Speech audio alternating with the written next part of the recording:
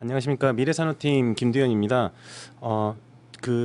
앞으로 저기 설명드릴 내용은 저희가 향후에 좀 좋게 보는 종목 7개 종목을 말씀을 드릴 텐데, 산업 테마는 크게 세 가지로 보시면 될 것 같습니다. 일단 첫 번째로는 저희가 이제 리오프닝, 아무래도 이제 포스트 코로나 이후에 리오프닝 관련주들에 대한 관심들을 가지고 있어서 이쪽 산업에 대해서 먼저 설명을 드릴 거고, 두 번째는 뭐 역시 계속 얘기하고 있는 2차 전지 쪽, 그리고 전기 자동차 쪽 관련한 테마는 영원히 계속될 거라고 보고 있기 때문에 저희는 지금 인플레 국면에서 조금은 주춤하고 있지만 2차 전지랑 이런 전기 자동차 관련된 부분들은 저희는 계속 좀 유망하다고 보고 있습니다. 그래서 이쪽 산업 부분 두 번째로 설명드릴 거고, 마지막으로 말씀드리고 싶은 거는 아무래도 현 정권에서 좀 수혜가 있을 법한, 저희가 고민을 했을 때 이게 이제 건설 쪽 관련된 부동산 정책에 따른 수혜가 있는 종목들로 마무리를 하도록 하겠습니다.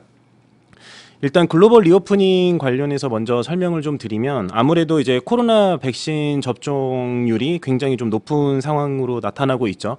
이 부분은 뭐 비단 우리나라뿐만이 아니라 선진국에서부터 이제 접종률을 빠르게 올리면서 높아지고 있는 상황입니다. 그래서 이런 리오프닝 관련 회사들이 실질적으로 작년 하반기부터 주가 흐름들이 굉장히 좋았었고요. 그래서 우선적으로 나타났던 게 뭐 여행이라든지 카지노라든지 이런 좀 베타라든지 밀접도가 높은 산업이 먼저 우선적으로 움직였었는데, 아무래도 저희가 드는 생각은 대면 활동 인구가 늘어날수록 피부 미용이라든지 기타 뭐 신발이라든지 이런 필수 뭐 소비재 관련해서 향후 좋아질 거라고 예상을 하고 있습니다. 그래서 보시면은 백신 접종 완료율도 굉장히 높은 상황이고, 코로나 확진자율도 계속 줄어듦에 따라 리오프닝 관련주들을 저희는 좀 최근에 관심 있게 봐야 된다라는 부분이고, 앞서 설명드린 것처럼 이제 미용 관련된 부분들은 사실 코로나 때도 굉장히 좋았었습니다. 근데 이 부분이 올해는 전년 대비해서 굉장히 높을 거라고 보이고 있고, 이런 부분들은 실질적으로 기업 1분기 실적에서도 굉장히 좀 뚜렷하게 나타나고 있습니다.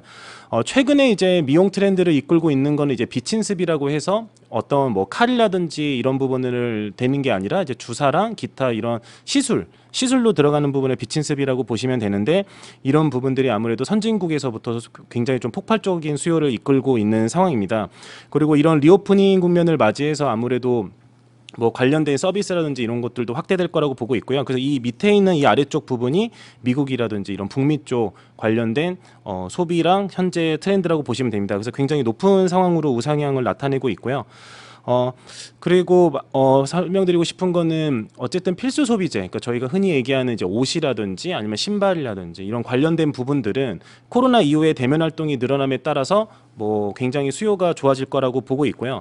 실제로 이제 나이키라든지 이런 뭐 그런 업체들 자체가 이제 지난 3월에 이제 컨퍼런스 콜에서 베트남이라든지 이런 생산 쪽의 가동률이 굉장히 빨리 올라가면서 뭐 출하량들이 굉장히 많이 늘어날 거라고 보고 있습니다.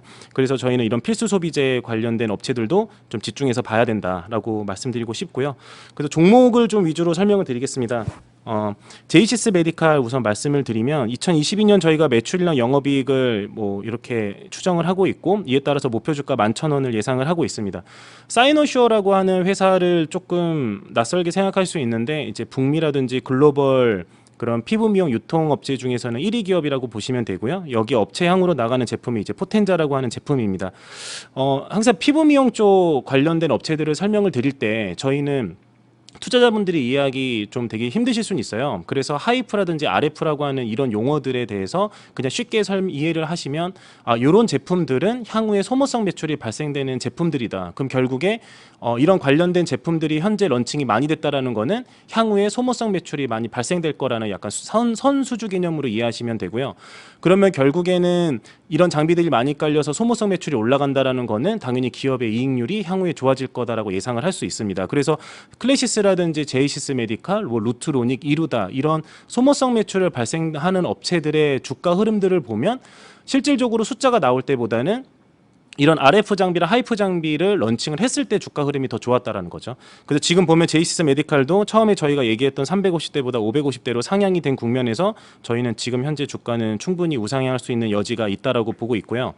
이어서 이제 루트로닉을 말씀드리면은, 루트로닉도 마찬가지입니다. 루트로닉은 이제 제이시스 메디칼하고는 달리 RF라든지 하이프라고 하는 소모성 매출 비중의 그런 포션이 상대적으로 낮은 기업이에요. 그래서 아무래도 시가총액에 대한 차이가 거기서 드러나겠죠. 근데 중요한 거는 루트로닉은 사실 제품 카테고리도 굉장히 많고, 제품 매출만 일으켰는데도 사실 이익률이 20%대 나는 회사를 사실 찾기는 굉장히 힘듭니다. 근데 루트로닉도 역시 이런 뭐 지니어스라든지 관련된 RF 장비를 코로나 때부터 준비해서 계속 저변을 확대하고 있기 때문에 올해 하반기에서 내년도에는 소모성 매출이 충분히 발생될 수 있을 거라고 저희는 보고 있고, 그에 따라서 밸류에이션 매력은 가장 높은 기업이라고 보고 있습니다. 그래서 피부 미용 쪽에서는 저희는 이제 제이시스 메디칼, 루트로닉 두 기업을 말씀드리고 있고요. 앞서 설명드렸던 이런 필수 소비재들에서는 이제 신발용 합성 피혁을 만드는 백산을 저희는 가장 좋게 보고 있습니다.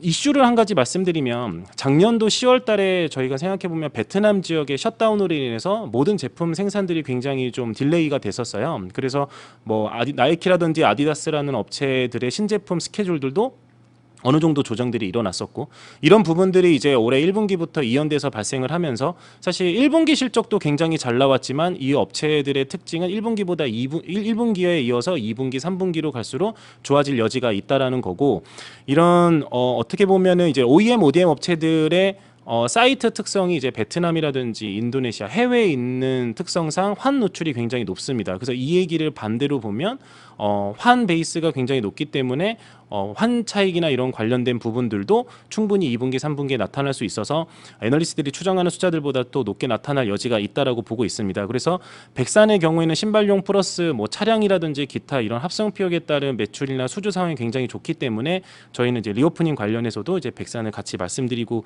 있습니다. 그래서 리오프닝 이어서 이제 말씀드렸을 때 이제 2차 전지라든지 그다음 전기차 관련해서는 뭐 영원히 저희가 향후 5년 동안은 꺼지지 않을 뭐 테마라고 보고 있고, 그에 따라서 탑라인 증가도 굉장히 높게 나타나고 있죠. 그래서 이에 따라서는 뭐 어느 부분들도 뭐 이렇게 생각이 다르진 않을 거라고 보고 있는데, 이제 전기차에 이어서 그다음에 저희는 이제 ESS라든지 이런 쪽으로도 굉장히 확대가 될 거라고 예상을 하고 있습니다. 그래서 아무래도 뭐 2차 전지라고 하면 가장 핵심적으로 이끄는 게 뭐 NCM이라고 하는 양극재 소재를 저희는 중요하게 보고 있고, 이런 업체들이죠. 그래서 거기에 이어서 캐파 증설이 계속 지속적으로 확대가 되고 있기 때문에 캐파 증설 있고 그 어느 정도의 수주를 예상을 하고 있다라고 보셔도 무방을 합니다. 그래서 이런 공격적인 캐파 증설을 하는 업체에 저희는 집중해야 된다는 점이고요. 전기차 배터리에서 이제 저희는 확대되는 산업을 이제 ESS까지도 열어놓고 있습니다. 그래서 이 ESS 쪽은 어떻게 보면 이제 북미 쪽에서의 이런 뭐 정책 이슈라든지 이런 관련해가지고 저희 저변이 확대될 거라고 보고 있고요. 그래서 보시면은 미국의 인프라 투자 법안에서 보면 이제 배터리나 인프라 관련해서는 굉장히 확대를 할 거다. 이런 점이 굉장히 지금은 투자 모멘텀이 좋은 상황이라고 보고 있습니다. 그래서 뒤에 이제 설명을 드리면은 앞서 설명드렸던 NCM 양극재 소재에서는 저희 이제 미래산업팀에서는 이제 코스모 신소재를 좋게 보고 있고요. NCM 소재를 하면은 투자자분들이 잘 아시겠지만 이제 LNF라든지 에코프로, BM, 코스모 신소재가 있겠죠. 근데 그 중에 코스모 신소재가 나머지 업체들 대비해서는 사실 생산 캐파가 가장 낮습니다. 그래서 그에 따라서 당연히 시가총액도 그 나머지 업체들보다는 굉장히 낮은 상황이죠. 근데 이제 저희가 집중하는 점은 이제 코스모 신소재의 계열사인 이제 코스모 화학이라든지 코스모 신소재에서 이제 진행을 하고 있는 이런 전구체 산업이 결론적으로 이제 밸류체인 상에 다 연결돼 있는 산업이라는 겁니다. 그래서 이런 부분들이 어떻게 보면은 다른 업체에 대비해서 조금 플러스 알파가 되지 않을까라고 보고 있고, 코스모 신소재 역시도 2022년 올해 4만 톤에서 내년도 7만 톤까지 사실 생산 캐파를 굉장히 뭐 50% 이상 공격적으로 증가를 하기 때문에 이런 부분들은 저희는 센티에 굉장히 긍정적으로 작용할 거라고 보고 있습니다. 이렌텍 같은 경우는 이제 저희 팀에서 계속 지속적으로 좀 세일즈를 했던 종목이고, 이런 게 있죠. 그러니까 이 기업의 향후 투자 모멘텀, 향후 이 주가를 움직일 트리거는 ESS 배터리 팩이지만 현재는 뭐 전자담배라든지 휴대폰 케이스에 관련해서 이익이 굉장히 많이 나고 있습니다. 그래서 저희는 그러니까 2차 전지 쪽 관련된 부분들이 밸류에이션을 높일 수 있는 리레이팅 요소라고 보고 있어요. 그러면 현재 시가총액에서 ESS 배터리팩 매출이 나오는 시점에는 주가가 한 단계 더 레벨업을 할 수 있다는 점이고, 이런 타임라인이 올해 2분기에 저희는 가능할 거다라고 보고 있습니다. 이렌텍 같은 경우에는 이제 LG전자 배터리팩 ESS 배터리팩 ODM 업체로 북미 쪽 수출이 나타날 거라고 저희는 예상을 하고 있고요. 이런 점에서 저희는 약간 700억 정도의 매출이 발생을 할 거고, 이 부분도 굉장히 고수익성 사업이기 때문에 회사 전사 수익에 기여를 할 거다라고 예상을 하고 있습니다. 그래서 2차 전지 쪽에서는 뭐 소재를 하는 코스모 신소재와 하드웨어 쪽을 어떻게 하고 있는 이제 이렌텍 두 업체를 저희는 추천을 드리고요. 마지막으로 현 정부의 저희가 이제 정책 테마를 항상 말씀을 드리는데 뭐 원전도 있고 뭐 여러 가지 교육도 있고 사실 되게 많죠. 근데 극명하게 나타나는 점은 이제 부동산 쪽이 아닐까라고 싶습니다. 그래서 보시면은 이게 비교가 이제 어느 정도가 사실 좀 나타나죠. 그러니까 제일 큰 비교는 전 정권 대비해서 부동산에 대한 거래를 활성화할 거다라는 게 저희는 제일 키포인트라고 보고 있어요. 그래서 나타나고 있는 뭐 이런 규제 완화라든지 이런 점들이 결국에는 거래량을 늘리는 팩터들이라고 보고 있고, 그렇게 되면 아무래도 뭐 신규 착공이라든지 이런 것들이 굉장히 많이 늘어나겠죠. 그러면은 예전에 이런 모습들을 저희가 예상을 해보면 2013년도 14년도에 건자재 사이클이 왔을 때의 모습이 현재 다시 나타날 수 있다라고 저희는 예상을 하고 있고요. 그래서 이런 부동산의 착공 사이클을 저희가 예상을 할 때 보는 지표들이 뭐 이런 이제 허가 면적이라든지 이런 부분들이 있는데 굉장히 데이터들이 잘 나오고 있죠. 그래서 결국에는 현 정부의 이제 부동산 공급 확대 계획에 따라서 이런 점은 올해 이어서 내년도에도 지속적으로 확대될 거라고 예상을 하고 있습니다. 그래서 다시 한번 말씀드리지만 2014년도 14년도에 발생을 했던 건자재 사이클을 다시 한번 저희는 보면 된다라는 점이고요. 그때하고 지금하고의 차이점은 어떻게 보면 원자재에 따른 인플레이션이라고 저희는 예상을 하고 있어요. 그러니까 이 부분이 뭐냐면 결국에는 건자재들에 대한 값이 올라가면 건설사들 입장에서는 원가 부담이 되기 때문에 사실은 수익성이 생각보다 많이 안 올라갈 수도 있거든요. 그러니까 이게 과거의 2013년, 14년도의 차이점인데, 이런 점들을 조금은 해지할 수 있는 게 초기 공정에 들어가는 이런 건자재 업체들 같은 경우는 사실 상대적으로 좀 덜한 측면을 보이고 있습니다. 그래서 저희는 공정상에서 이런 공정이 드러나고 있는 그냥 금강공업과 제일테크노스는 상대적으로 뭐 이런 가격 전이도 가능하고 어떻게 보면은 가장 지금 현재 시점에서는 좀 모멘텀이 부각되는 기업이라고 보고 있습니다. 금강공업 같은 경우에 저희가 예상하는 올해 연간 영업이익은 400억대라고 보고 있고요. 금강공업과 뒤에 설명드린 제일테크노스 두 기업 모두 밸류에이션 매력은 상당히 있습니다. 그리고 말씀드린 것처럼 이런 판넬이라는 거는 이제 시멘트 착공 이후에 들어가는 공정으로 굉장히 초기 공정을 하는 업체라고 보시면 되고요. 그래서 밸류에이션 매력이 상당히 있는 업체라고 보시면 될 것 같고, 제일테크노스 같은 경우에는 이제 데크플레이트라고 하는, 흔히 쉽게 설명드리면 이제 거푸집이라고 보시면 돼요. 역시 초기 공정에 들어가는 업체입니다. 그래서 이런 업체들 또한 올해도 저희는 수익성이 굉장히 좋을 거라고 보고 있어서 제일테크노스와 금강공업 모두 밸류에이션 매력을 가지고 있는 건자재 업체고, 그리고 가격 전이가 가능한 종목이라고 보시면 될 것 같습니다. 그래서 저희가 지금 총 7개 종목 말씀드렸고, 리오프닝 관련주들, 그다음에 이제 2차 전지, 그다음에 부동산 정책주 말씀드렸고요. 관련된 기업들은 저희가 기존에 썼던 리포트에 자세하게 내용이 들어 있으니 참조하시면 될 것 같습니다. 감사합니다.